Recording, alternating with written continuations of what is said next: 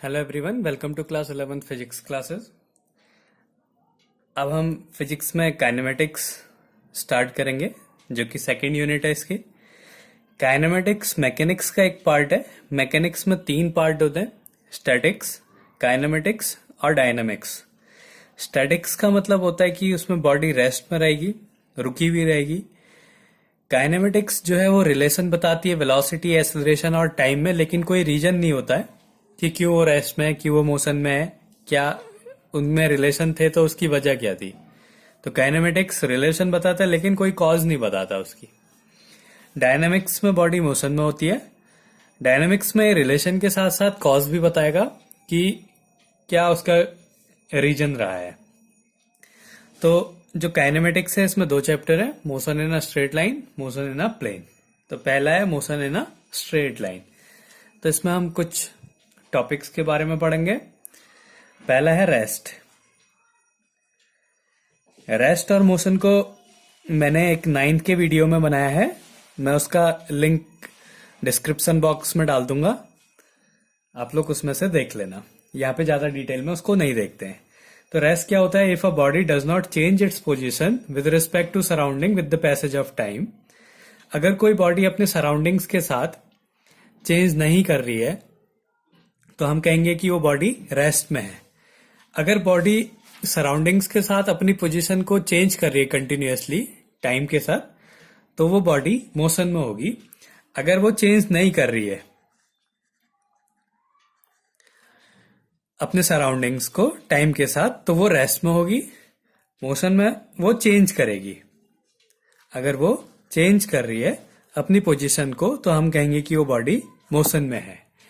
फिर अब हम डिफरेंट टाइप के मोशन पढ़ेंगे कि कैसे कैसे मोशन होते हैं।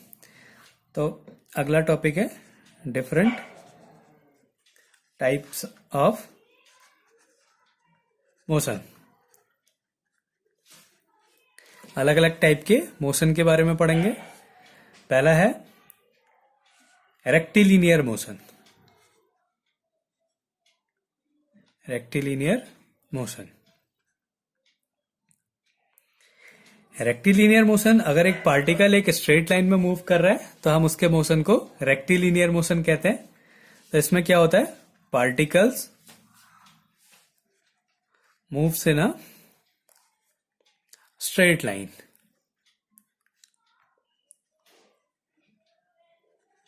स्ट्रेट लाइन, अगर पार्टिकल स्ट्रेट लाइन में मूव करें तो हम उसके मोशन को बोलेंगे रेक्टिलिनियर मोशन। नंबर सेकंड है translatory motion. Translatory motion. Translatory motion में सारे पार्टिकल एक बॉडी के एक स्ट्रेट लाइन में सेम वेलोसिटी से मूव करते हैं। All particles of a body moves with the same velocity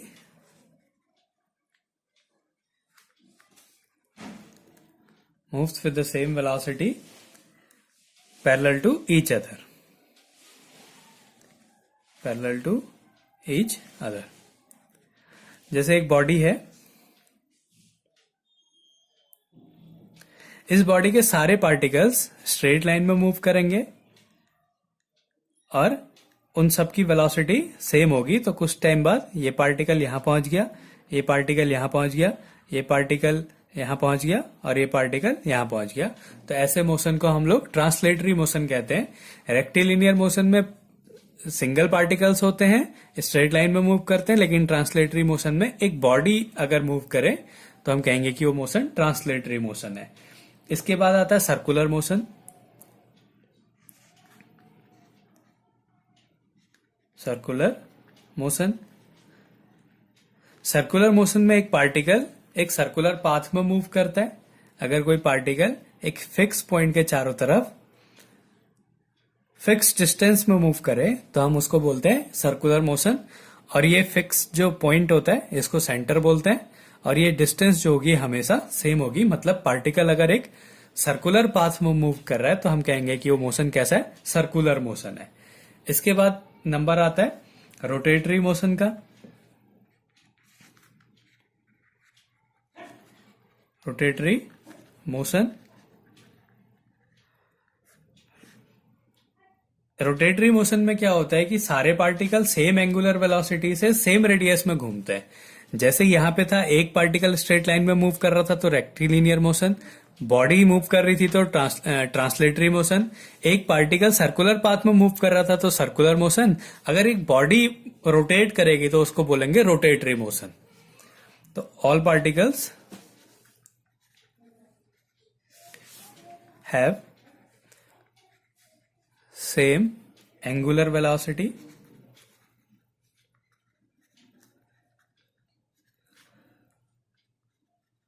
radius में बी डिफरेंट। उनकी रेडियस अलग अलग हो सकती, जैसे एक बॉडी है, ये एक बॉडी है, ये रोटेटरी मोशन में है, ऐसे घूम रही है, ये इस तरीके से घूम रही है, तो इसका ये जो पूरी बॉडी है ये एक फिक्स पॉइंट पे घूमेगी सब। ये इसकी रेडियस कुछ और होगी, इसकी रेडियस कुछ और होगी, इसकी रेडियस कुछ और होगी, लेकिन सबकी एंगुलर वेलोसिटी सेम होगी। तो ऐसे मोशन को हम लोग रोटेटरी मोशन कहते हैं।